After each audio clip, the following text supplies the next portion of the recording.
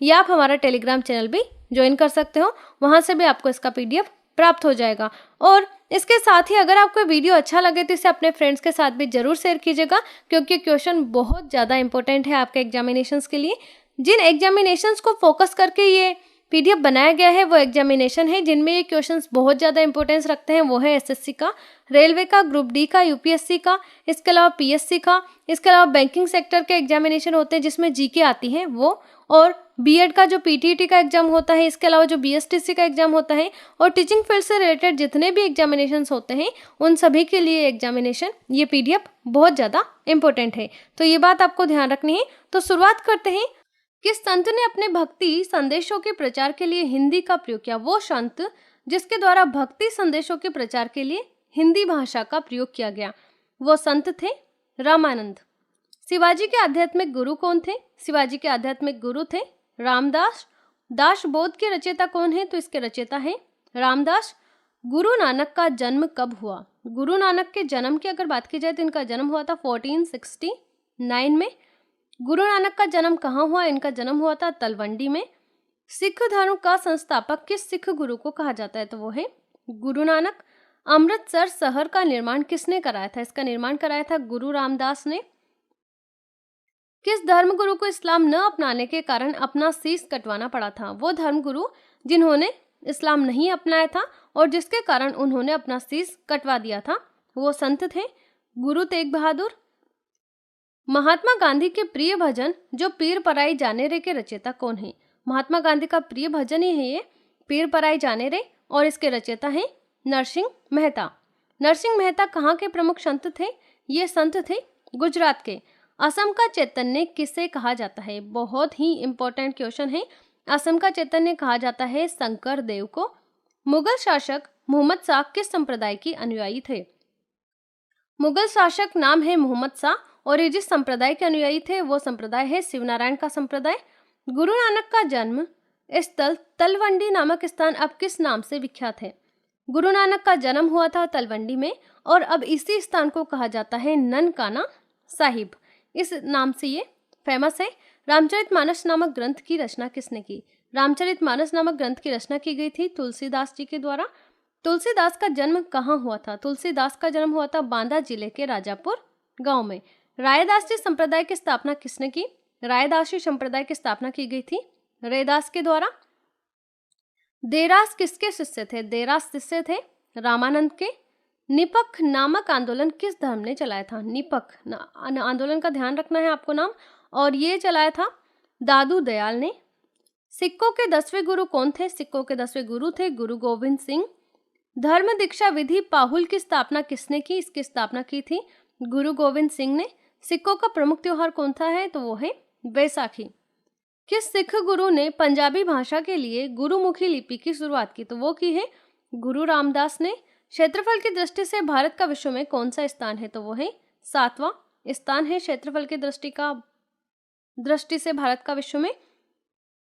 जनसंख्या की दृष्टि से भारत का विश्व में कौन सा स्थान है? तो वो है सेकंड। फर्स्ट चाइना का है और सेकंड है इंडिया का। भारत के उत्तर में कौन से देश है? तो वो है चीन, नेपाल और भूटान। ये भारत के नॉर्थ में स्थित देश हैं। भारत के पूर्व में कौन सा देश है? तो वो देश है बांग्लादेश। भारत के पश्चिम में कौन सा देश है? वो देश है पाकिस्तान। भारत के दक्षिण में कौन सा सागर है? वो सागर है अरब सागर। दक्षिण पूर्व में कौन सी खाड़ी है? वो है बंगाल की खाड़ी। दक्षिण में कौन सा महासागर है? तो वो है हिंद महासागर। पूर्वांचल की पहाड़ियां भारत को किस देश से अलग करती है? ये करती है भारत को म्यांमार से अलग।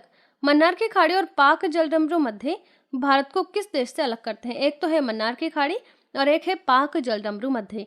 ये भारत को श्रीलंका से अलग करते हैं। संपूर्ण भारत के अक्षांशीय विस्तार कितना है? तो संपूर्ण भारत का अक्षांशीय विस्तार है 8 डिग्री 4 मिनट उत्तर से 37 डिग्री 6 मिनट उत्तर। ये आपको ध्यान रखना है, ये भारत का अक्षांशीय विस्तार है। भारत के मध्य से कौन सी रेखा गुजरती है? भारत के मध्य से गुजरती है ट्रॉपिक ऑफ कैंसर, जिसे अपन कर्क रेखा के नाम से जानते हैं। भारत के उत्तर से दक्षिण तक विस्तार कितना है? भारत का उत्तर से दक्षिण तक विस्तार है 3214 किलोमीटर, और भारत का पूर्व से पश्चिम तक विस्तार है वो है 2933 किलोमीटर। अंडमान द्वीप समूह कहाँ स्थित है? ये स्थित है बंगाल की खाड़ी में। लक्षद्वीप कहाँ स्थित है? ये अरब सागर में स्थित है। भारत का दक्षिणी छोर क्या कहलाता है? जो भारत का दक्षिणतम बिंदु है, जिसे यहाँ पर दक्षिणी छोर कहा गया है, इसे कहा जाता है इंदिरा पॉइंट। इंदिरा पॉइंट को दूसरे किस नाम से जाना जाता है? तो इसे पिग्मेलियन पॉइंट भी कहा जाता है। भारत का क्षेत्रफल विश्व के क्षेत्रफल का कितना है? तो ये है 2.42%। विश्व की कुल जनसंख्या का कितने प्रतिशत भाग भारत में निवास करता है? तो विश्व की कुल जनसंख्या का लगभग 17% भाग है जो भारत में निवास करता है। भारत का कुल क्षेत्रफल कितना है? तो यह है 32,87,263 वर्ग किलोमीटर। भारत की स्थल सीमा में कौन कौन से देश लगे हैं? स्थल सीमा से जो देश लगे हैं वो है बांग्लादेश, चीन, पाकिस्तान, नेपाल, बर्मा और भूटान। भारत की जल सीमा किन देशों से मिलती है? भारत की जल सीमा मालदीव, श्रीलंका, बांग्लादेश, म्यांमार और पाकिस्तान से मिलती है। कर्क रेखा किन राज्यों से होकर गुजरती है? कर्क रेखा राजस्थान से गुजरती है, गुजरात से, मध्य प्रदेश से, छत्तीसगढ़ से, झारखंड से, पश्चिम बंगाल, त्रिपुरा और मिजोरम से गुजरती है।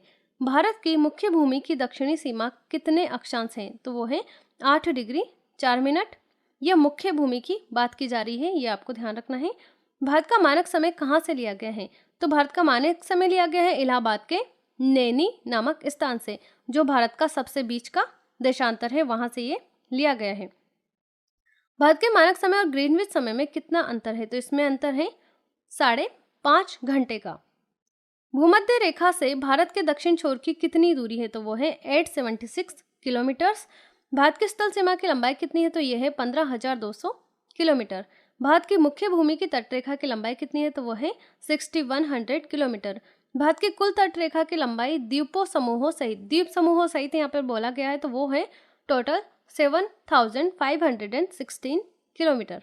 संपूर्ण भारत के कितने प्रतिशत भाग पर पर्वत और पहाड़ियों का विस्तार है? संपूर्ण भारत के जितने प्रतिशत भाग पर पर्वत और पहाड़ियां पाई जाती है वो भाग है 28.8%। संपूर्ण भारत के कितने क्षेत्रफल पर मैदानी विस्तार है?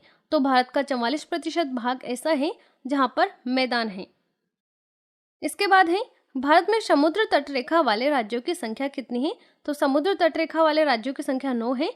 कमेंट बॉक्स में आपको कमेंट करके बताना है कि वो राज्य कौन कौन से हैं। सारे 9 के 9 राज्यों के नाम आपको कमेंट बॉक्स में लिखने हैं। किस राज्य की समुद्र तट रेखा सबसे लंबी है? तो वो राज्य है गुजरात, जिसकी कोस्टल लाइन सबसे लंबी है। कर्क रेखा भारत के कितने राज्यों से होकर गुजरती है? ये गुजरती है 8 राज्यों से। भूमध्य रेखा के निकट कौन सा स्थान है? तो वो है इंदिरा पॉइंट। इंदिरा पॉइंट कहाँ स्थित है? तो ये अंडमान निकोबार द्वीप समूह में स्थित है। किस राज्य की समुद्र तट रेखा सबसे छोटी है? तो वो है गोवा की। भारत की स्थल सीमा किस देश के साथ सबसे ज्यादा है? तो वो है बांग्लादेश के साथ। भारत का कौन सा भू आकृतिक भाग प्राचीन है? तो वो है प्रायद्वीपीय पठार। भारत के पूर्वी समुद्र तट को किस नाम से जाना जाता है? जो पूर्वी समुद्री तट है भारत का, उसे हम कहते हैं कोरोमंडल तट। कोंकण तट कहाँ से कहाँ तक स्थित है? तो यह है गोवा से दमन तक। लक्षद्वीप समूह के द्वीपों की उत्पत्ति किसके द्वारा हुई? तो ये द्वीपों की उत्पत्ति हुई है प्रवाल द्वारा। और प्रवाल से रिलेटेड जानकारी भी आपको प्राप्त करनी है। कितने टाइप्स के प्रवाल होते हैं, इनसे जुड़े क्वेश्चंस पे एग्जामिनेशन में पूछ लिए जाते हैं, तो ये आपको ध्यान रखना है। इन्हें इंग्लिश में कोरल रीफ्स बोला जाता है। न्यूमोर द्वीप कहाँ स्थित है? न्यूमोर द्वीप स्थित है अंडमान सागर में। कौन सा द्वीप भारत और श्रीलंका के बीच में स्थित है? तो यह स्थित है रामेश्वरम में। लक्षद्वीप समूह के कुल द्वीपों की संख्या कितनी है? तो लक्षद्वीप समूह में टोटल 36 द्वीप हैं। लक्षद्वीप समूह में कुल कितने द्वीपों पर मानव का वास है? 36 द्वीप है, लेकिन केवल 10 द्वीपों पर ही मानव का वास है। भारत के किस स्थान को सफेद पानी के नाम से जाना जाता है? वो स्थान है सियाचिन, जिसे सफेद पानी के नाम से जाना जाता है। जम्मू और कश्मीर का वह हिस्सा जो चीन के अधिकार में है क्या कहलाता है? तो इसे हम कहते हैं अक्साई चीन। भारत में शीत मरुस्थल कौन सा है? तो भारत में शीत मरुस्थल है लद्दाख। भारत की देशांतर स्थिति क्या है? तो भारत का देशांतरीय विस्तार है 68 डिग्री 7 मिनट से 97 डिग्री 25 मिनट तक भारत का देशांतरीय विस्तार है। भारत में कितने केंद्र शासित प्रदेश है? तो वो है 7। अब यहाँ पर भारत में 9 केंद्र शासित प्रदेश हो गए हैं, क्योंकि एक तो यूटी बना दिया गया है लद्दाख को, और जम्मू और कश्मीर को भी अलग से यूटी बना दिया गया है। तो भारत में अब 9 यूनियन टेरिटरीज है और 28 यहाँ पर स्टेट्स है, क्योंकि जम्मू कश्मीर से स्टेट का दर्जा हटा लिया गया है। ये बात आपको पता होगी। किस देश के साथ न्यूमोर द्वीप के कारण भारत का विवाद है? तो वो है बांग्लादेश के साथ। भारत किस गोलार्ध में स्थित है? तो ये भारत जिस गोलार्ध में स्थित है वो है उत्तरी गोलार्ध। केंद्र शासित प्रदेश दादर नगर भारत के किन राज्यों के बीच स्थित है? तो ये गुजरात और महाराष्ट्र के बीच स्थित है। किस राज्य को पहले नेफा के नाम से जाना जाता था? वो राज्य है अरुणाचल प्रदेश। केंद्र शासित प्रदेश अंडमान निकोबार द्वीप समूह की राजधानी पोर्ट ब्लेयर किस द्वीप पर स्थित है? तो यह है दक्षिण अंडमान पर। कौन सा राज्य उत्तरी पूर्वी राज्य की 7 बहनों का भाग नहीं है? तो वो है सिक्किम व पश्चिम बंगाल। कौन सा महत्वपूर्ण अक्षांश भारत को 2 भागों में बांटता है? तो वो है 23 डिग्री 3 मिनट उत्तर। यह भारत को 2 भागों में बांटता है। उत्तर भारत में उप हिमालय क्षेत्र के सहारे फैले समतल मैदान क्या कहलाते हैं? तो इसे कहा जाता है भाबर। कोरी निवेशिका कहाँ स्थित है? ये स्थित है कच्छ का रण में। भारत का कौन सा राज्य 3 और बांग्लादेश से घिरा है? तो वो है त्रिपुरा। भारत के किस स्थान को मरुस्थल की राजधानी कहा जाता है? तो वो है जैसलमेर। अरावली और विंध्य श्रृंखलाओं के बीच कौन सा पठार है? तो इनके बीच जो पठार है वो है मालवा का पठार। अरब सागर में स्थित भारतीय द्वीपों की मुख्य विशेषता क्या है? तो ये सभी द्वीप प्रवाल उद्गम के हैं। मेकान का पठार भारत के किस राज्य में है? तो यह है छत्तीसगढ़ राज्य में। छोटा नागपुर किसका नाम है? तो यह नाम है रांची के पठार का। इंदिरा पॉइंट भूमध्य रेखा से कितना दूर है? तो यह है 876 किलोमीटर। ये आपको ध्यान रखना है। भारत और चीन की सीमा रेखा को स्पर्श करने वाले भारतीय राज्य कौन से हैं? भारत और चीन की सीमा रेखा को स्पर्श करने वाले राज्य हैं अरुणाचल प्रदेश, नागालैंड, मणिपुर और मिजोरम। दक्षिणी भारत की सबसे ऊंची चोटी कौन सी है? तो वो है अनाईमुडी। सर्वप्रथम इंडिया शब्द का प्रयोग भारत के लिए किस भाषा में किया गया? ये किया गया था ग्रीक भाषा में। प्राचीन भारतीय भौगोलिक मान्यता के अनुसार भारत किस द्वीप का अंग था? भारत अंग था जम्बू द्वीप का। भारतीय मानक समय कितने डिग्री देशांतर पर आधारित है? तो ये भारतीय मानक समय आधारित है 82 डिग्री 36 मिनट पूर्व देशांतर पर ये आधारित है। यही भारत को बराबर भागों में बांटता है देशांतरीय विस्तार के आधार पर। आदम का पुल किन 2 देशों के मध्य स्थित है? तो यह है बेरन और नारकोंडम के मध्य। हैदराबाद का जुड़वा नगर कौन सा है? तो वह है सिकंदराबाद। थार भूमि कहाँ स्थित है? ये राजस्थान में स्थित है। भारत का कौन सा राज्य सबसे अधिक राज्य की सीमाओं को स्पर्श करता है? वो है उत्तर प्रदेश। स्वतंत्रता से पहले कौन सा भारतीय क्षेत्र काला पानी के नाम से जाना जाता था? तो वो क्षेत्र था अंडमान निकोबार द्वीप समूह। झांसी नगर भारत के किस राज्य में स्थित है? ये स्थित है उत्तर प्रदेश में। भारत की सबसे लंबी सुरंग पीर पंजाल सुरंग किस राज्य में है? तो यह है जम्मू और कश्मीर में। भारत और पाकिस्तान के बीच सीमा रेखा का निर्धारण किसने किया? इसका निर्धारण किया था सर सिरिल जॉन रेडक्लिफ ने, इसीलिए इसे रेडक्लिफ रेखा के नाम से जाना जाता है। भारत का कौन सा राज्य चीन, नेपाल और भूटान की सीमा को स्पर्श करता है? वो राज्य है सिक्किम, जो चीन को भी स्पर्श करता है, नेपाल को भी करता है और भूटान की सीमा को भी स्पर्श करता है। सियाचिन ग्लेशियर भारत के किस राज्य में है? यह है जम्मू कश्मीर में। डंकन पास किसके मध्य स्थित है? ये अंडमान निकोबार और लिटिल अंडमान के मध्य स्थित है, दक्षिण अंडमान और लिटिल अंडमान के मध्य। भारत की भूमि का सबसे उत्तरी भाग क्या कहलाता है? तो इसे कहा जाता है इंदिरा कोल। भारत की मुख्य भूमि को रामेश्वरम द्वीप में कौन अलग करता है? तो ये करता है आदम का पुल। दक्षिण गंगोत्री क्या है? दक्षिण गंगोत्री अंटार्कटिका स्थित भारतीय वैज्ञानिक अनुसंधान केंद्र है। क्षेत्रफल की दृष्टि से भारत के 3 बड़े राज्यों का क्रम क्या है? तो यह है राजस्थान, मध्य प्रदेश और महाराष्ट्र। आंध्र प्रदेश की पुरानी राजधानी कौन सी थी? इसकी राजधानी थी कुर्नूल। सतपुड़ा की पहाड़ियां किस राज्य में है? यह है मध्य प्रदेश में। अंडमान निकोबार द्वीप समूह की सबसे ऊंची चोटी कौन सी है? तो यह है सैडल पीक। मंगलोर से कन्याकुमारी तक का तटीय क्षेत्र क्या कहलाता है? तो ये कहलाता है मालाबार तट। दक्कन का पठार किन राज्यों में स्थित है? ये महाराष्ट्र, मध्य प्रदेश, गुजरात, कर्नाटक और आंध्र प्रदेश में स्थित है। धारवाड़ का पठार किस राज्य में स्थित है? ये है कर्नाटक में। नीलगिरी की पहाड़ियां किस राज्य में स्थित है? ये स्थित है तमिलनाडु में। अनाईमुड़ी नामक चोटी की ऊंचाई कितनी है? तो यह है 2695 मीटर। अरावली की पहाड़ियां किस राज्य में स्थित है? ये स्थित है राजस्थान में। अरावली के पूर्व की ओर कौन सी नदी निकलती है? तो ये निकलती है बनास नदी। कौन सी नदी असम और अरुणाचल प्रदेश के बीच सीमा बनाती है? तो उस नदी का नाम है संकोशी नदी। भूवैज्ञानिकों के अनुसार हिमालय पर्वत पहले क्या था? तो ये 33 नामक समुद्र का भाग था, या 33 नामक समुद्र ही था। यहाँ पर भारत और पाकिस्तान के बीच रेडक्लिफ रेखा निर्धारित की गई थी। ये की गई थी 15 अगस्त 1947 को। महेंद्रगिरी की पहाड़ियां किन 2 राज्यों के तट पर है? तो ये है ओडिशा और आंध्र प्रदेश के तट पर। पंबन द्वीप कहाँ है? तो ये स्थित है मन्नार की खाड़ी में। केंद्र शासित प्रदेशों में सबसे बड़ा पत्तन कौन सा है? तो वह है पोर्ट ब्लेयर। कोलाबा पॉइंट कहाँ है? ये मुंबई में है। डूरंड रेखा जो भारत और अफगानिस्तान के मध्य है, कब निर्धारित की गई? ये की गई थी 1896 में। भारत की पवित्र नदी कौन सी है? तो उस नदी का नाम है गंगा। गंगा को बांग्लादेश में किस नाम से जाना जाता है? बांग्लादेश में गंगा को पद्मा कहा जाता है। गंगा एवं ब्रह्मपुत्र की संयुक्त जलधारा किस नाम से जानी जाती है? तो इसे कहा जाता है मेघना। भारत की कौन सी नदी सुंदरबन डेल्टा बनाती है? तो वो नदी है गंगा व ब्रह्मपुत्र। सांगपो नदी किस राज्य से होकर भारत में प्रवेश करती है? ये प्रवेश करती है अरुणाचल प्रदेश से होकर। तवा किसकी सहायक नदी है? ये सहायक नदी है नर्मदा की। किस नदी को बिहार का शोक कहा जाता है? वो नदी है कोशी, जिसे बिहार का शोक कहा जाता है। कौन सी नदी बंगाल का शोक कही जाती है? तो वो है दामोदर नदी। कौन सी नदी भ्रंश द्रोणी से होकर बहती है? तो वो है नर्मदा।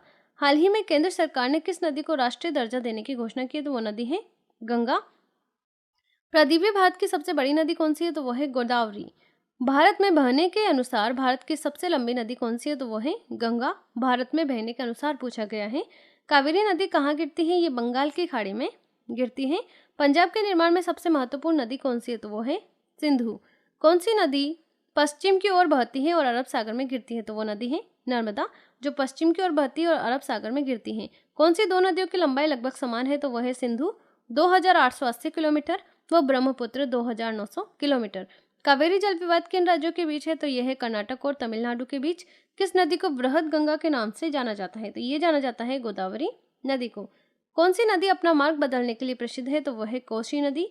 कौन सी नदी कपिल धारा जलधारा प्रपात का निर्माण करती है? तो वह है नर्मदा। कौन सी नदी ओडिशा का शोक कही जाती है? तो वह है ब्राह्मणी। वैनगंगा और पैनगंगा किसकी सहायक नदी है? तो ये गोदावरी की सहायक नदी है। इंडो ब्रह्मा है एक, तो ये एक पौराणिक नदी है। किस नदी पर सबसे लंबा सड़क पुल है? तो वो है गंगा नदी पर। कौन सी नदी विश्व का सबसे बड़ा द्वीप माजुली बनाती है? तो वो है ब्रह्मपुत्र। नर्मदा नदी का अधिकांश भाग भारत के किस राज्य में बहता है? तो ये बहता है मध्य प्रदेश में। नदियों को जोड़ने की योजना किसके शासनकाल में प्रस्तावित हुई? ये हुई थी राज्य सरकार के शासन काल में। इसके बाद है कौन सी नदी रिफ्ट घाटी से होकर बहती है? तो यह है ताप्ती नदी। कौन सी नदी भारत व पाकिस्तान का जल समझौता हुआ? तो ये हुआ था सिंधु नदी पर, जिसे हम इंडस ट्रीटी के नाम से भी जानते हैं। सिंधु समझौते के अनुसार भारत सिंधु नदी के कितने प्रतिशत जल का प्रयोग कर सकता है? तो वो कर सकता है 20% जल का। प्रायद्वीपीय नदियों का उत्तर से दक्षिण की ओर क्रम क्या है? तो उत्तर से दक्षिण की ओर क्रम है महानदी, गोदावरी, कृष्णा, पेन्नार, कावेरी और वेगाई। कौन सी नदी भारत के केवल जम्मू कश्मीर राज्य से होकर बहती है? तो वो है सिंधु नदी, जो भारत के केवल जम्मू कश्मीर राज्य से होकर बहती हैं। पंचगंगा और दूधगंगा किसकी सहायक नदियां हैं? ये सहायक नदियां हैं कृष्णा नदी की। दामोदर नदी कहाँ से निकलती है? ये छोटा नागपुर के पठार से निकलती है। दक्षिण भारत के पठारी प्रदेशों को कौन सी नदी दो भागों में विभाजित करती है? तो ये करती है नर्मदा नदी। शिप्रा नदी किसकी सहायक नदी है? ये सहायक नदी है चंबल नदी की। भारत की कौन सी नदी का मुहाना एवं उद्गम दोनों भारत में ही है? तो वो नदी आपको कमेंट बॉक्स में कमेंट करके बतानी है। अगला प्रश्न है किस नदी के किनारे पर प्रसिद्ध महाकालेश्वर मंदिर है? तो वो नदी है नर्मदा नदी। विश्व का सबसे बड़ा डेल्टा किन नदियों द्वारा निर्मित होता है? तो ये है गंगा एवं ब्रह्मपुत्र द्वारा। किस स्थान पर भागीरथी और अलकनंदा मिलकर गंगा का निर्माण करती है? ये करती है देवप्रयाग में। अरावली पर्वत श्रृंखला किस नदी से विभाजित होती है? ये होती है चंबल और साबरमती नदी से। लूनी नदी कहाँ गिरती है? ये गिरती है कच्छ का रण में। तिब्बत में मानसरोवर झील के पास से कौन सी नदियां निकलती है? तो वह निकलती है सतलज, सिंधु और ब्रह्मपुत्र। कौन सी मुख्य प्रायद्वीपीय नदियां डेल्टा का निर्माण नहीं करती है? वो है नर्मदा और ताप्ती। कौन सी नदी बांग्लादेश में जमुना के नाम से जानी जाती है? वो नदी है ब्रह्मपुत्र, जिसे बांग्लादेश में जमुना कहा जाता है। किस नदी को दूसरी गंगा के नाम से जाना जाता है? तो वो है कावेरी नदी। पेन्नार की सहायक नदियां कौन सी है? तो वो है पापाधनी और चित्रावती। किसी देश की कृषि का मुख्य आधार क्या होता है? तो वो होता है उस देश की मिट्टी। भारत में कितने प्रकार की मिट्टी पाई जाती है? तो भारत में 8 तरह की मिट्टियां पाई जाती हैं। भारत की सबसे महत्वपूर्ण मिट्टी कौन सी है? तो वो है जलोढ़ मिट्टी। नवीन जलोढ़ को अन्य किस नाम से जाना जाता है? नवीन जलोढ़ को खादर कहा जाता है और प्राचीन जलोढ़ को बांगर कहा जाता है। किस मिट्टी में पोटाश की मात्रा सबसे अधिक होती है? तो वो है जलोढ़ मिट्टी। काली मिट्टी का दूसरा नाम क्या है? तो इसे रेगुर मिट्टी कहा जाता है। काली मिट्टी किस फसल के लिए सबसे अधिक उपयोगी है? तो यह है कपास के लिए। लाल मिट्टी का लाल रंग किसके कारण होता है? लाल मिट्टी का लाल रंग होता है क्योंकि उसमें लोहे की मात्रा पाई जाती है। मेनली लोहा ऑक्साइड इसमें पाया जाता है, जिसकी वजह से उसका कलर रेड हो जाता है। किस मिट्टी में आयरन व सिलिका सबसे अधिक पाया जाता है? तो वो है लेटेराइट मिट्टी, जिसमें आयरन और सिलिका सबसे अधिक पाया जाता है। चाय की खेती के लिए सबसे उपयुक्त मिट्टी कौन सी है? तो वो है लेटेराइट मिट्टी। भारत के समस्त स्थल भाग के कितने प्रतिशत भाग में जलोढ़ मिट्टी है? तो यह है 24% भाग में। लावा के प्रवाह से किस मिट्टी का निर्माण होता है? तो ये होता है काली मिट्टी का निर्माण। कौन सी मिट्टी जैव पदार्थों से भरपूर होती है? तो वो है काली मिट्टी। किस मिट्टी का निर्माण बेसाल्ट चट्टानों के विखंडन से होता है? तो वो मिट्टी है काली मिट्टी, जिसका निर्माण बेसाल्ट चट्टानों के विखंडन से होता है। किस मिट्टी में कृषि के लिए सिंचाई की आवश्यकता नहीं होती? तो वो है काली मिट्टी, जिसमें कृषि के लिए सिंचाई की आवश्यकता नहीं होती है। भारत में लाल मिट्टी का विस्तार सबसे अधिक कहाँ है? तो यह है आंध्र प्रदेश व तमिलनाडु में। किस मिट्टी में लोहे और एल्यूमिनियम के कण पाए जाते हैं? तो ये पाए जाते हैं लेटेराइट मिट्टी में। धान की खेती के लिए कौन सी मिट्टी उपयुक्त होती है? तो वो है दोमट मिट्टी, जो धान की खेती के लिए उपयुक्त होती है। मृदा अपरदन को कैसे रोका जा सकता है? तो इसे रोका जा सकता है वन रोपण द्वारा। रेगुड़ मिट्टी सबसे अधिक किस राज्य में पाई जाती है? ये पाई जाती है महाराष्ट्र में। किस प्रकार के मिट्टी में जिप्सम का प्रयोग करके उसे उपजाऊ बनाया जाता है? तो वो बनाया जाता है अम्लीय मिट्टी को। किस प्रकार की मिट्टी में कार्बनिक पदार्थों की अधिकता होती है? तो ये होती है काली मिट्टी में। भारत के किस राज्य में अंतर्देशीय लवणीय आर्द्र भूमि है? तो ये है राजस्थान में। लेटेराइट मिट्टी को अन्य किस नाम से जानते हैं? इसे कहा जाता है मुखरेला मिट्टी। काली कपासी मिट्टी को किस नाम से जाना जाता है? इसे कहा जाता है रेगुड़ मिट्टी।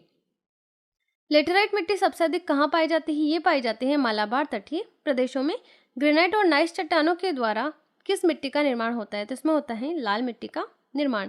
किस प्रकार की मिट्टी में सबसे कम उर्वरक की आवश्यकता होती है? वो है जलोढ़ मिट्टी।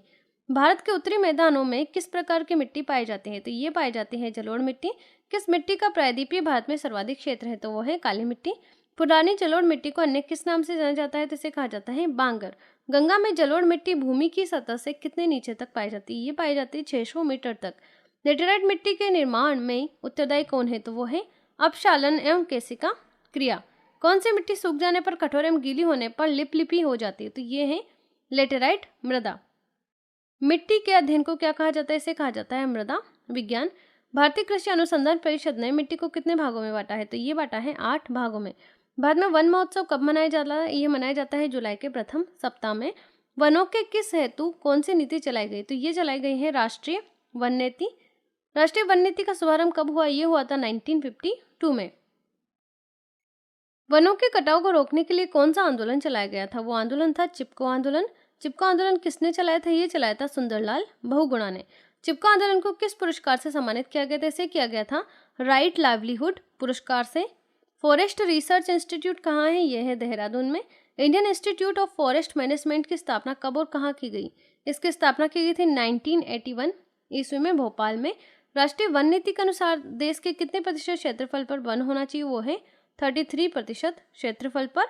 भारतीय वन सर्वेक्षण का मुख्यालय कहाँ है? तो इसका मुख्यालय है देहरादून में। अगला प्रश्न है, राष्ट्रीय पर्यावरण शोध संस्थान कहाँ है? ये स्थित है नागपुर में। वन महोत्सव के जनक कौन है? इसके जनक है KM मुंशी। भारत में वनों की ताजा रिपोर्ट कौन जारी करता है? ये रिपोर्ट जारी की जाती है भारतीय वन सर्वेक्षण विभाग के द्वारा। भारत में फिलहाल कितने प्रतिशत भाग पर वन है? तो भारत में फिलहाल 23.81% भाग पर वन है। भारत में सबसे अधिक वन किस राज्य में है? तो ये है मध्य प्रदेश में। भारतीय वन सर्वेक्षण विभाग की स्थापना कब की गई? ये की गई थी 1981 में। भारत में किस प्रकार के वन सर्वाधिक पाए जाते हैं? तो ये है उष्णार्द्र पतझड़ वन। भारत में चंदन की लकड़ी के वन सबसे अधिक कहाँ पाए जाते हैं? ये पाए जाते हैं कर्नाटक में। साइलेंट वैली क्यों प्रसिद्ध है? ये प्रसिद्ध है। साइलेंट वैली कहाँ स्थित है? तो ये स्थित है केरल में। फूलों की घाटी कहाँ स्थित है? ये उत्तराखंड में है। कौन सा राज्य सहतूत रेशम उत्पादित करता है? वो राज्य है कर्नाटक। भारत में सबसे महत्वपूर्ण व्यावसायिक वन कौन से है? तो वो है उष्णकटिबंधीय अर्धसदाबहार वन। भारत में उष्णकटिबंधीय और शीतोष्ण कटिबंधीय वनों का प्रतिशत कितना है? तो उष्णकटिबंधीय वनों का प्रतिशत है 93% और शीतोष्ण कटिबंधीय वनों का प्रतिशत है 7%। भारत में सबसे प्रमुख वनस्पति कौन सी है? तो यह है पतझड़ वन। उष्णकटिबंधीय सदाबहार वन कहाँ पाए जाते हैं? ये पाए जाते हैं प्रायद्वीपीय पठार पर। वन रिपोर्ट 2011 के अनुसार भारत में विश्व के कितने प्रतिशत वनों का कितने प्रतिशत है? तो यह है 3%। भारत के किस राज्य में सबसे कम वन पाए जाते हैं? ये पाए जाते हैं हरियाणा में। भारत के पश्चिमी घाट पर किस प्रकार की वनस्पतियां पाई जाती है? तो ये रहती है सदा हरित।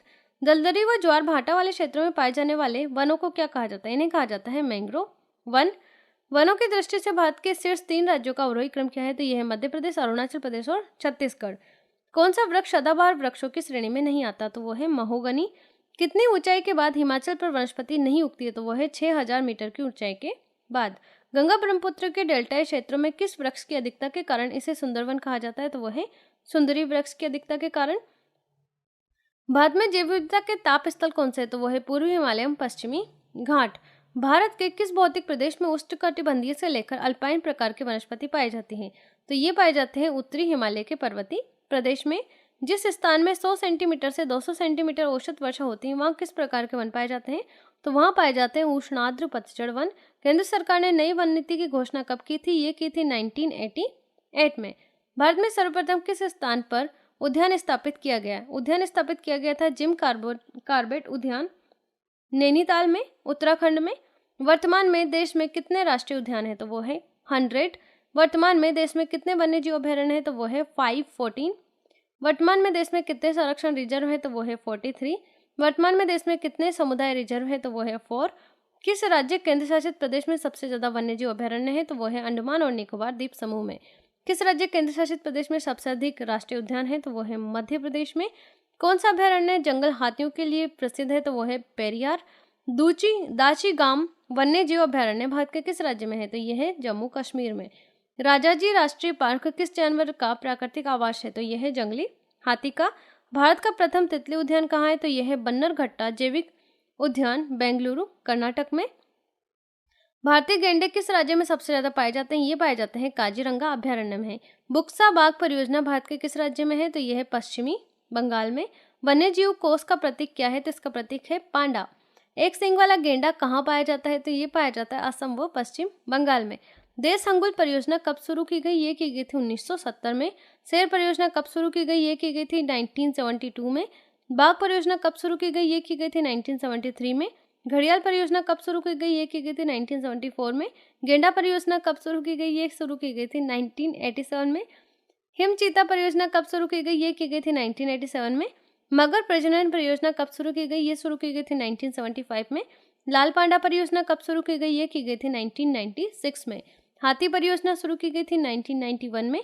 सबसे अधिक बाघ संरक्षित स्थल किस राज्य में है? तो यह है मध्य प्रदेश में। भारत में किस राज्य को टाइगर राज्य के नाम से जाना जाता है? तो वो है मध्य प्रदेश। भारत का प्रथम बाघ संरक्षित स्थल एवं क्षेत्रफल की दृष्टि से सबसे बड़ा बाघ संरक्षित स्थल कौन सा है? तो वो है जिम कार्बेट एवं नागार्जुन सागर।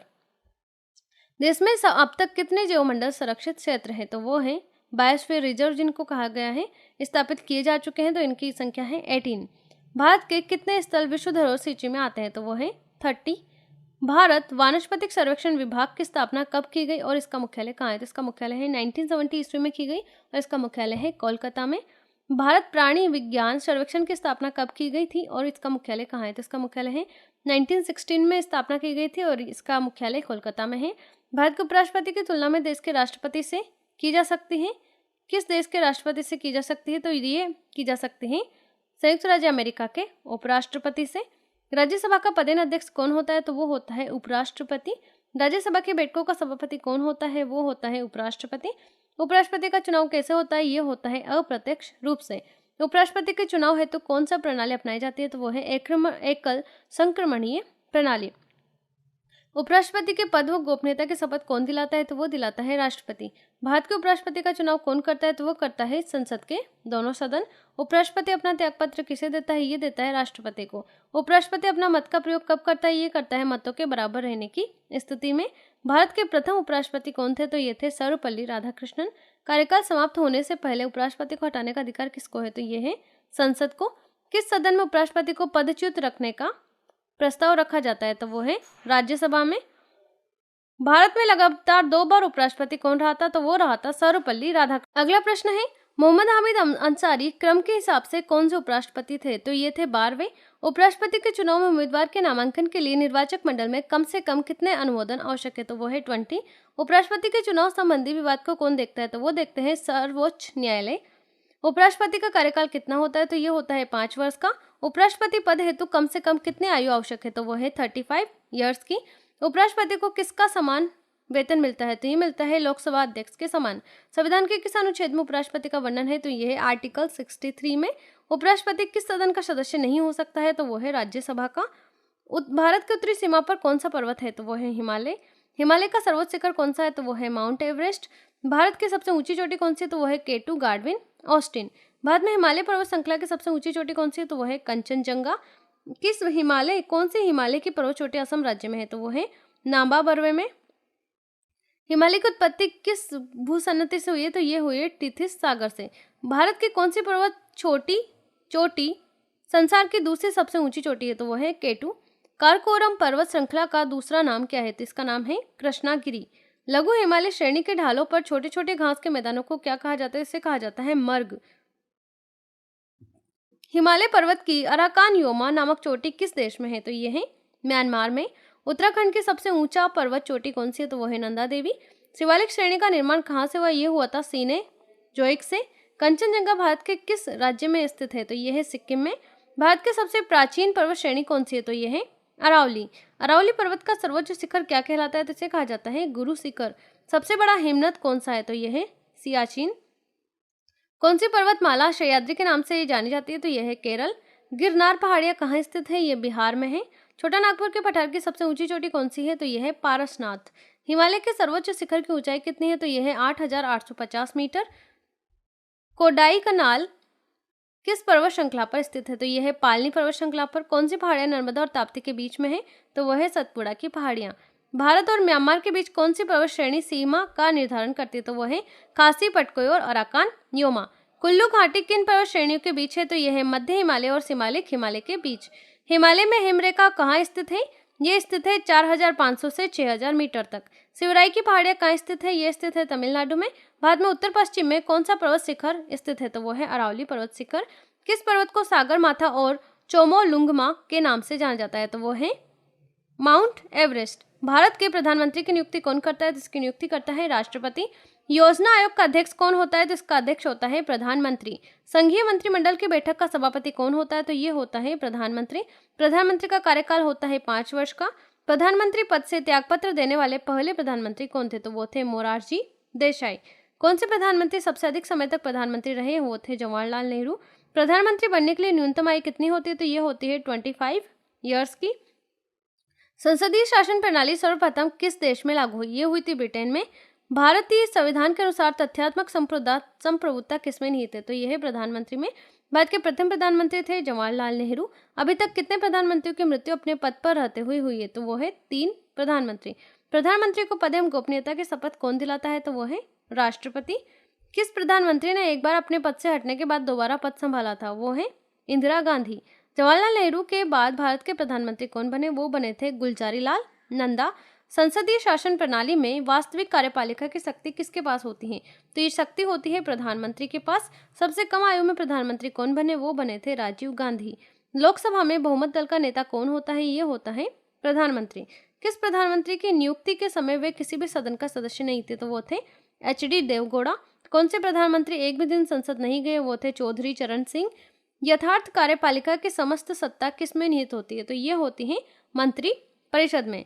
संघीय मंत्री परिषद के मंत्री किसके प्रति उत्तरदायी होते हैं? तो ये होते हैं लोकसभा के प्रति। भारत में किसी भी सदन का सदस्य बने बिना कोई व्यक्ति मंत्री पद पर कितने दिनों तक रह सकता है? तो ये रह सकता है 6 महीने तक। संविधान के किस अनुच्छेद में मंत्रिपरिषद की नियुक्ति व पदच्युति का प्रावधान है? तो वो है अनुच्छेद 75 में। मंत्रिमंडल का गठन कौन करता है? इसका गठन करता है केंद्रीय मंत्री। स्वतंत्र भारत के प्रथम कानूनी मंत्री थे डॉक्टर BR अम्बेडकर। कौन सा प्रस्ताव संसद में मंत्रिपरिषद रख सकती है? तो वो है विश्वास प्रस्ताव। मंत्रिपरिषद के सदस्यों को गोपनीयता की शपथ कौन दिलाता है? तो वो दिलाता है राष्ट्रपति। भारत के मंत्रिपरिषद में अधिकतम सदस्य कहाँ से लिए जाते हैं? तो ये लिए जाते हैं लोकसभा से।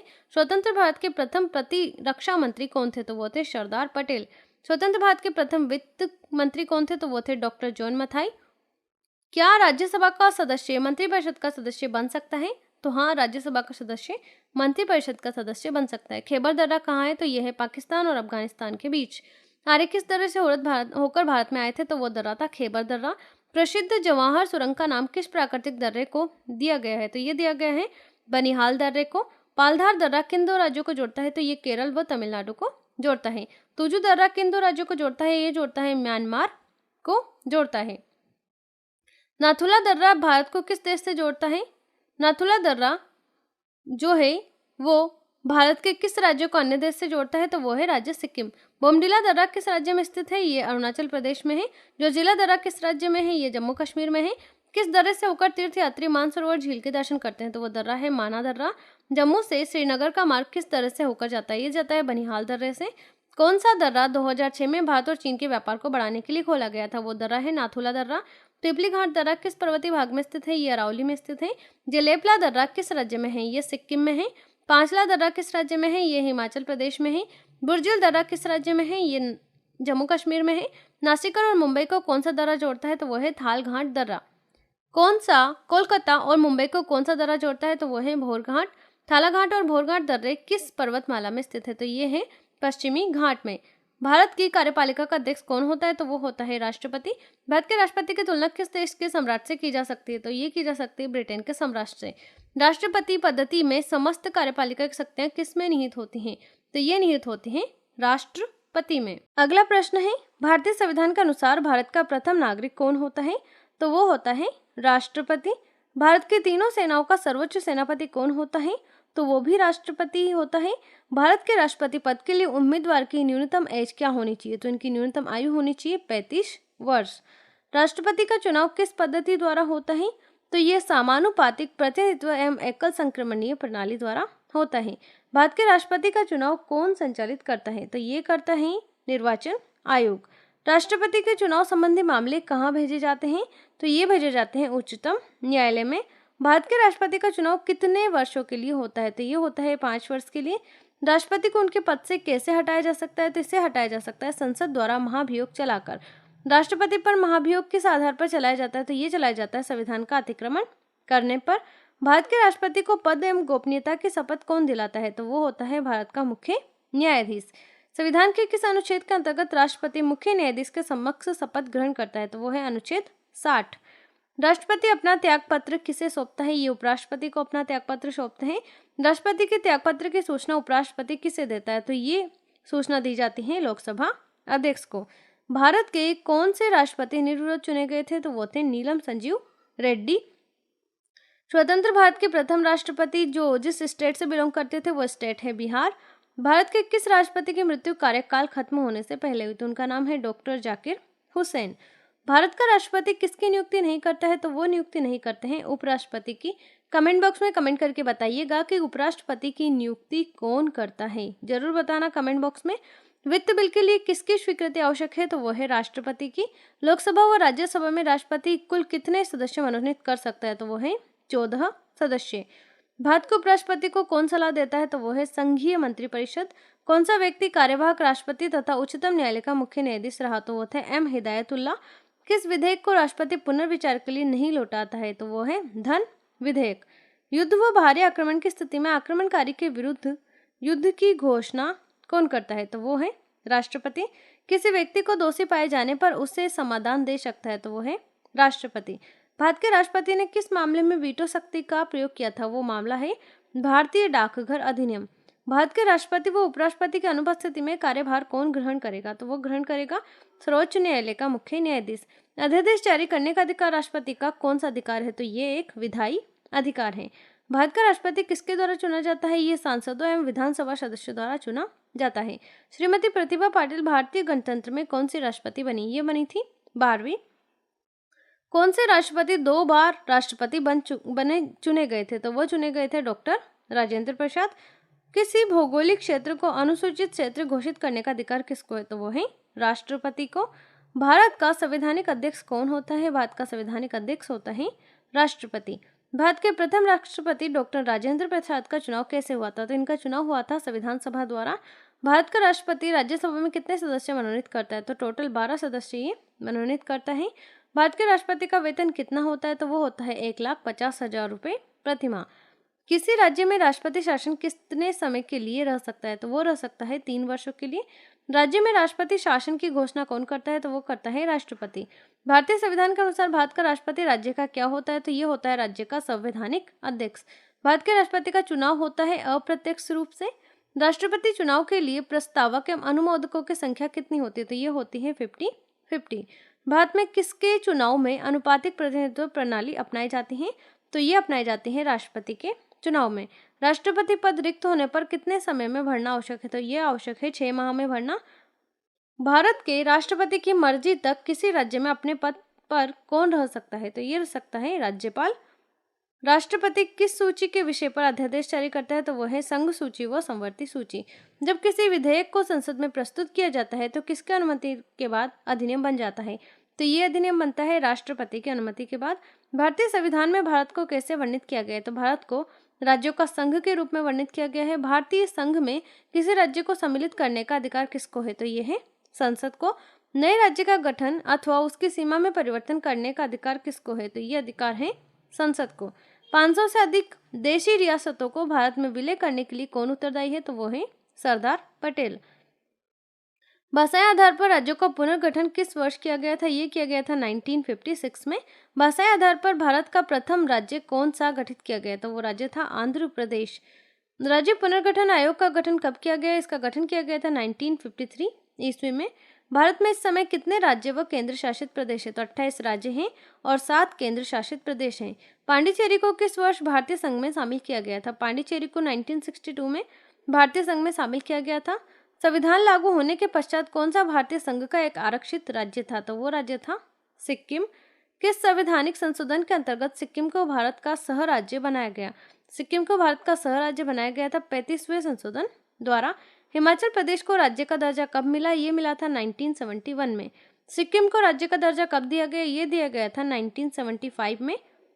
राज्य पुनर्गठन आयोग की सिफारिशों के अनुसार भारतीय राज्यों का पुनर्गठन कब पूरा हुआ? तो ये पूरा हुआ था 1956 में। रियासतों को भारत में विलय करने के लिए किसके नेतृत्व में मंत्रालय का गठन किया गया था? यह मंत्रालय का गठन किया गया था सरदार पटेल के नेतृत्व में। राज्य पुनर्गठन आयोग के अध्यक्ष कौन थे? इसके अध्यक्ष थे फजल अली। नागालैंड को अलग राज्य को दर्जा प्राप्त कब हुआ? तो ये प्राप्त हुआ था 1 दिसंबर 1963 में। राज्यों का निर्माण किस अनुच्छेद के अंतर्गत होता है? तो इसका निर्माण होता है अनुच्छेद 3 के अंतर्गत। भारतीय संघ में 28वां राज्य कौन सा बना? तो वो बना था झारखंड। देश का पहला लौह इस्पात कारखाना कब और कहाँ लगा? ये लगा था 1875 ईस्वी कुल्टी, पश्चिम बंगाल में।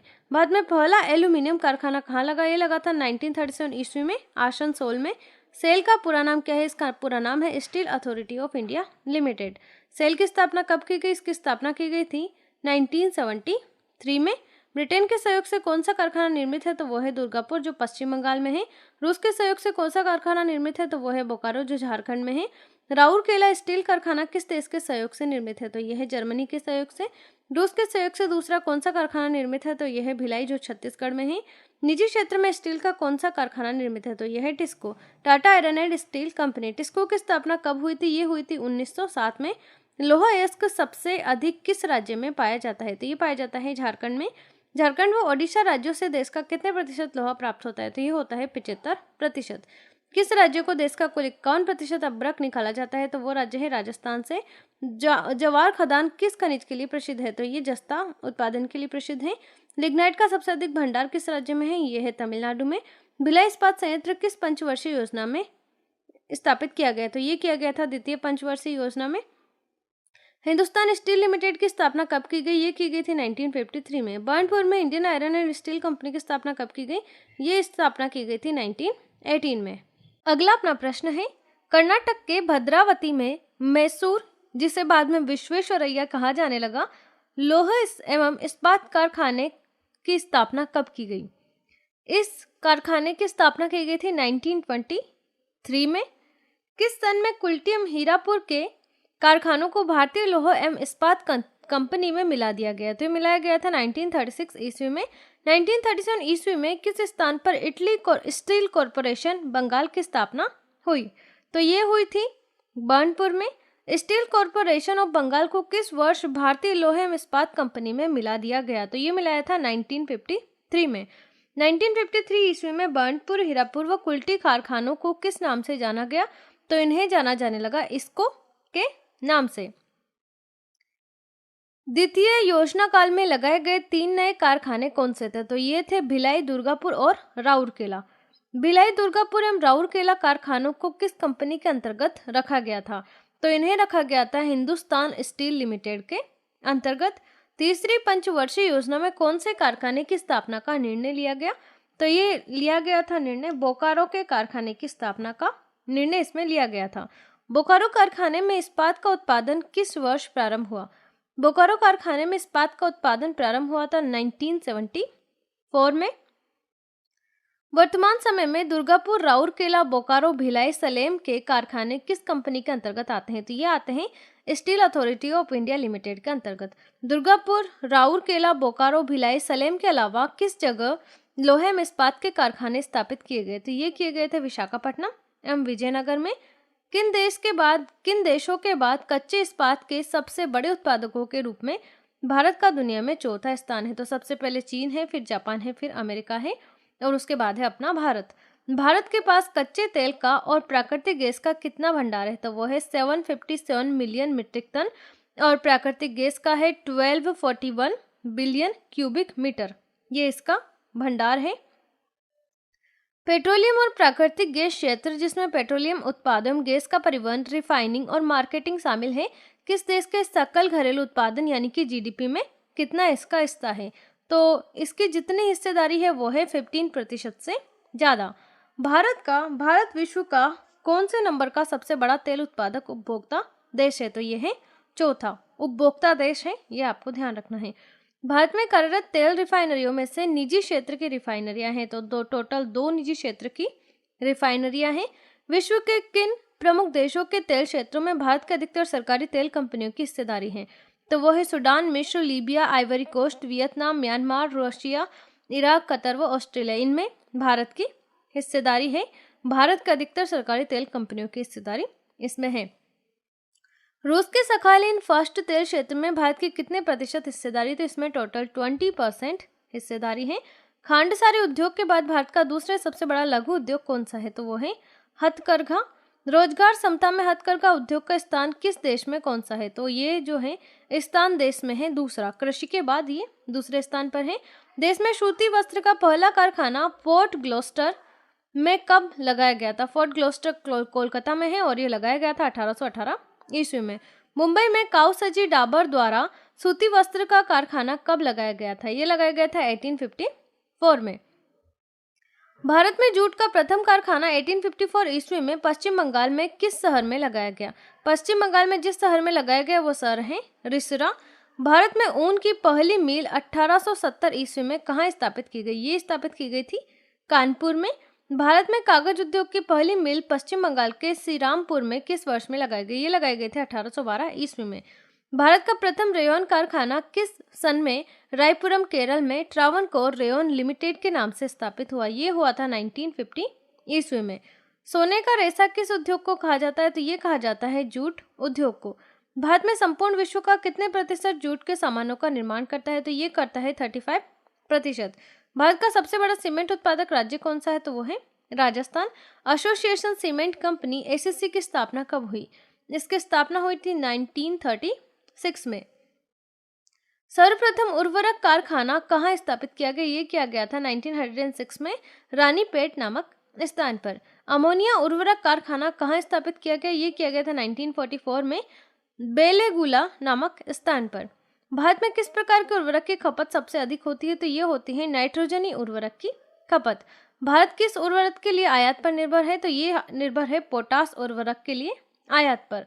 भारत में किस स्थान पर टेलीफोन उद्योग सर्वाधिक है? तो वो है बेंगलुरु और रूपनारायणपुर में। भारत के किस राज्य से 2/3 रेशम प्राप्त होता है? तो वो राज्य है कर्नाटक, जहाँ से 2/3 रेशम प्राप्त होता है। भारत के किस नगर में चर्म उद्योग सबसे अधिक है? तो वो है कानपुर, उत्तर प्रदेश में। भारत में वायुयान निर्माण का प्रथम कारखाना कब स्थापित किया गया? ये किया गया था 1940 में। देश का पहला निजी क्षेत्र में कारखाना कहाँ स्थापित किया गया था? ये किया गया था जमशेदपुर, झारखंड में। भारत के किस राज्य में कोयले के विशालतम भंडार है सुरक्षित है? तो ये सुरक्षित है झारखंड में। भारत के किस उद्योग पर पूंजी निवेश सबसे अधिक हुआ है? तो ये हुआ है लौह इस्पात उद्योग पर। सबसे अधिक इस्पात कारखाने किस रेल मार्ग पर है? ये है मुंबई हावड़ा वाया रायपुर रेल मार्ग पर। भारत विभाजन के कारण कौन सा उद्योग सबसे अधिक प्रभावित हुआ? भारत विभाजन के कारण जो उद्योग सबसे अधिक प्रभावित हुआ वो उद्योग था जूट व रुई उद्योग। हौजरी उद्योग सर्वाधिक किस राज्य में है? तो यह है पंजाब में। रेशम उद्योग सबसे अधिक किस राज्य में है? तो यह है कर्नाटका में। कटनी किस उद्योग के लिए प्रसिद्ध है? ये प्रसिद्ध है सीमेंट उद्योग के लिए। सीमेंट उत्पादन में भारत का दुनिया में कौन सा स्थान है? तो इसमें भारत का स्थान है द्वितीय। सार्वजनिक क्षेत्र में कौन सा उर्वरक कारखाना है? तो इसमें कारखाना है सिंदरी, जो झारखंड में है। भारत में किस नगर को इलेक्ट्रॉनिक उद्योग की राजधानी कहा जाता है? तो ये कहा जाता है बेंगलुरु नगर को। भारत में किस उद्योग में सबसे अधिक महिला कार्य करती है? तो वो उद्योग है चाय उद्योग, जिसमें सबसे अधिक महिलाएं कार्य करती हैं। नेपा नगर किस उद्योग के लिए प्रसिद्ध है? तो ये प्रसिद्ध है अखबारी कागज के लिए। सर्वप्रथम जूट मिल किसने स्थापित की? ये की थी जॉर्ज ऑकलैंड ने। इलेक्ट्रिक लोकोमोटिव का निर्माण कहाँ किया जाता है? इसका निर्माण किया जाता है चित्तरंजन, वाराणसी में। सर्वप्रथम चीनी मिल कहाँ स्थापित की गई? ये की गई थी महरौरा, बिहार में। प्रथम तेल परिष्करण संयंत्र कहाँ स्थापित किया गया था? ये किया गया था डिगबोई, असम में। पिंपरी किस उद्योग से संबंधित है? ये संबंधित है पेंसिलिन उद्योग से। कौन से राज्य में रेल के डिब्बों का बड़ी मात्रा में उत्पादन होता है? तो वो राज्य हैं पंजाब व तमिलनाडु। उत्तर प्रदेश में दिया सलाई उद्योग कहाँ है? ये दिया सलाई उद्योग है बरेली में। भारत में सूती कपड़ा उद्योग किस नगर में सर्वाधिक है? ये सर्वाधिक है अहमदाबाद में। भारत में पेराई मील व ताले का उत्पादन कहाँ होता है? तो इसका उत्पादन होता है अलीगढ़ में। चुर्क किस उद्योग के लिए प्रसिद्ध है? ये प्रसिद्ध है सीमेंट उद्योग के लिए। सीसा उद्योग व कांच उद्योग भारत के किस नगर में सबसे अधिक है? ये सबसे अधिक है फिरोजाबाद नगर में। भारत में मैसूर किसके लिए प्रसिद्ध है? ये प्रसिद्ध है रेशम उद्योग के लिए। तार व केबल भारत में सबसे अधिक कहाँ बनाए जाते हैं? ये बनाए जाते हैं रूपनारायणपुर, पश्चिम बंगाल में। भारत में पीतल के बर्तन सबसे अधिक कहाँ बनाए जाते हैं? ये बनाए जाते हैं मुरादाबाद में। सिनेमा उद्योग भारत के किस नगर में है? तो ये है मुंबई में। खनिज पदार्थों की दृष्टि से कौन सा स्थान सर्वोत्तम है? यह है छोटा नागपुर का पठार, जो सर्वोत्तम है। किस स्थान को भारतीय खनिज भंडार गृह कहा जाता है? तो वह है छोटा नागपुर का पठार। भारत में सर्वोत्तम लौह अयस्क कहाँ से प्राप्त होता है? ये होता है बेलाडीला से। कुद्रेमुख लौह खनिज परियोजना भारत के किस राज्य में है? ये है कर्नाटका में। कर्नाटक राज्य में बाबा बूदन की पहाड़ियां किस खनिज के लिए प्रसिद्ध है? तो ये प्रसिद्ध है लौह अयस्क के लिए। भारत में पाए जाने वाला लौह अयस्क किस प्रकार का है? तो ये अधिकतर लौह अयस्क यहाँ पर हेमे किस्म का पाया जाता है। जावर और रामपुरा अगूचा खान किस खनिज से संबंधित है? तो ये है सीसा और जस्ता से। पलामू लोहरदंगा किस खनिज के लिए प्रसिद्ध है? तो ये प्रसिद्ध है बॉक्साइट के लिए।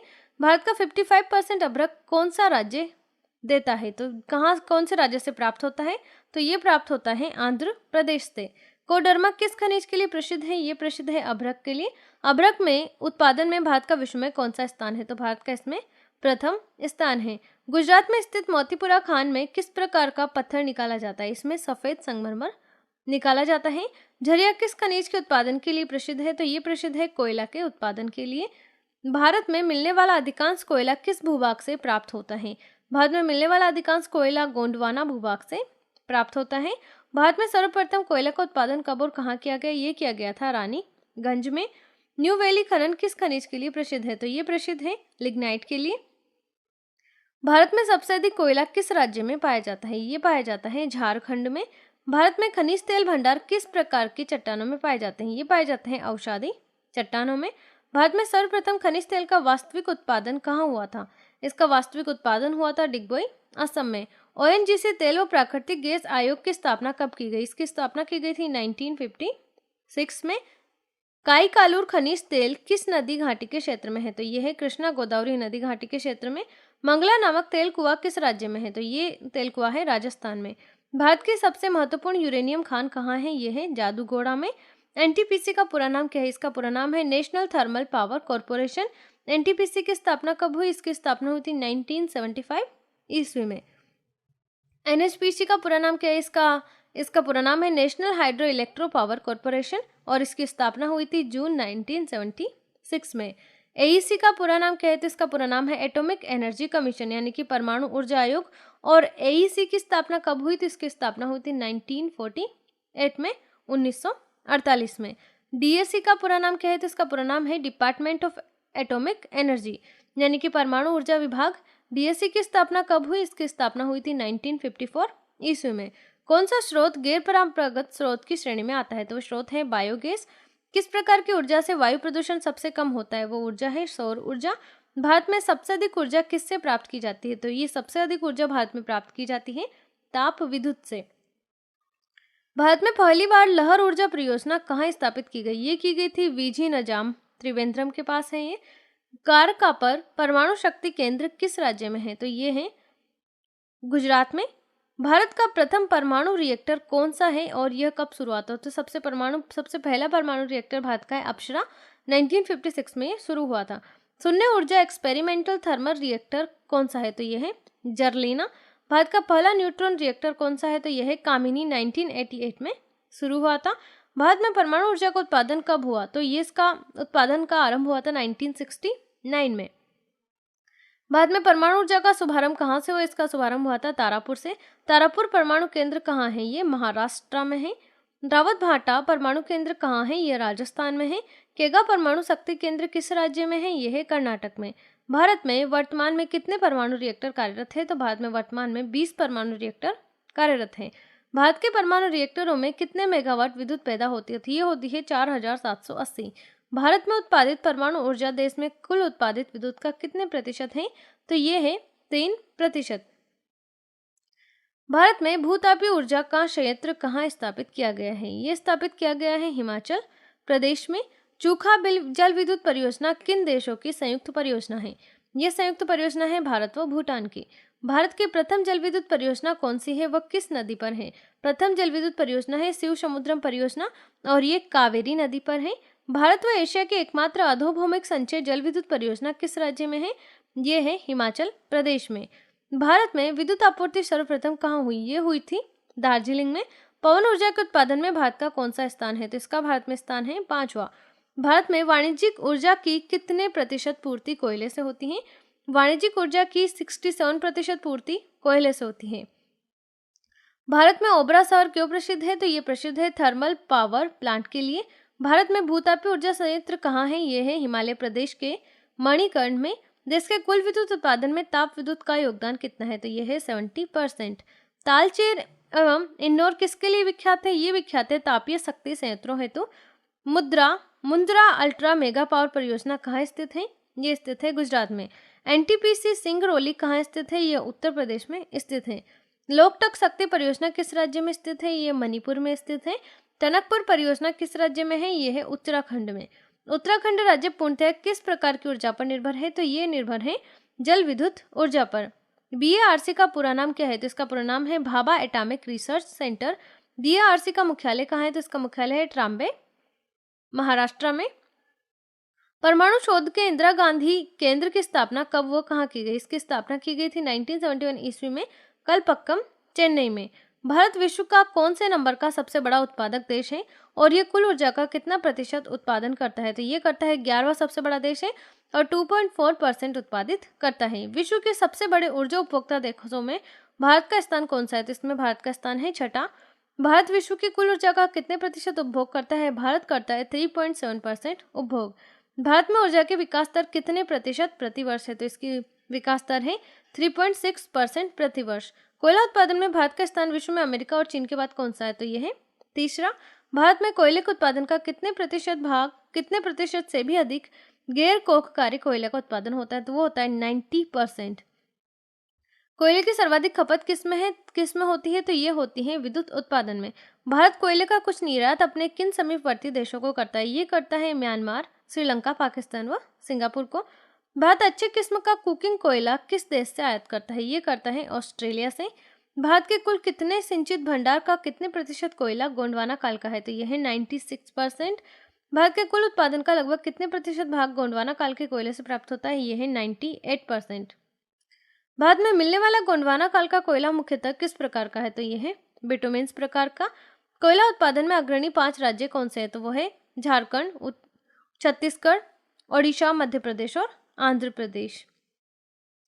असम में पहली बार 1835 ईस्वी में पेट्रोलियम किस क्षेत्र में मिला? तो ये मिला था माकुम में। असम में वास्तविक उत्पादन कार्य 1890 ईस्वी में कहाँ से प्रारंभ हुआ? तो ये हुआ था डिगबोई से। असम के नाहरकटिया व हुगरी जान मोरान क्षेत्र का तेल पाइपलाइन द्वारा कहाँ भेजा जाता है? तो ये भेजा जाता है नून एवं बरौनी, बिहार में। भारत में प्राकृतिक गैस के भंडार कहाँ कहाँ है? तो ये खंबात की खाड़ी, अंकलेश्वर, मुंबई हाई, मोराह, नाहरकटिया, नामटिया, निया ओपांग और लाफटांग पंग, ये अरुणाचल प्रदेश में है। बारामूला श्रेणी ये त्रिपुरा में है, कांगड़ा हिमाचल प्रदेश में, फिरोजपुर पंजाब में, मिदनापुर पश्चिम बंगाल में, नौशर मुरादपुर जम्मू कश्मीर में और तंजावुर और चिगलपेट तमिलनाडु में। अंकलेश्वर किस राज्य का सर्वाधिक महत्वपूर्ण तेल क्षेत्र है? तो यह है गुजरात का। गुजरात का दूसरा प्रमुख तेल क्षेत्र कौन सा है? तो वह है खंबात लूनेज क्षेत्र। कृष्णा गोदावरी के तटीय क्षेत्रों में प्राकृतिक गैस के विशाल भंडारों की खोज किसके द्वारा की गई? इसकी खोज की गई थी रिलायंस इंडस्ट्रीज के द्वारा। आंध्र प्रदेश राज्य में किन क्षेत्रों में बड़ी मात्रा में प्राकृतिक गैस का उत्पादन हो रहा है? तो ये हो रहा है रखा, लक्ष्मी और गौरी क्षेत्र में। भारत के कुल ऊर्जा संसाधन में प्राकृतिक गैस का योगदान कितना है? तो यह है 9 to 10%। वर्तमान में भारत अपनी आवश्यकता का लगभग कितने प्रतिशत पेट्रोलियम उत्पादों को आयात करता है? तो वह है 70%। सौर ऊर्जा के दोहन के लिए सरकार के Jawaharlal Nehru national solar mission की शुरुआत कब की? तो ये की थी 11 जनवरी 2009 को। अगर आपको ये वीडियो अच्छा लगा हो तो इसे लाइक कीजिएगा और अपने फ्रेंड्स के साथ भी शेयर कीजिएगा ताकि वो भी इसकी तैयारी अच्छे से कर सके। और पीडीएफ के लिए आपको एक लिंक दे दिया जाएगा जहां से आप पीडीएफ प्राप्त कर सकते हो। Thank you so much. Thanks for watching.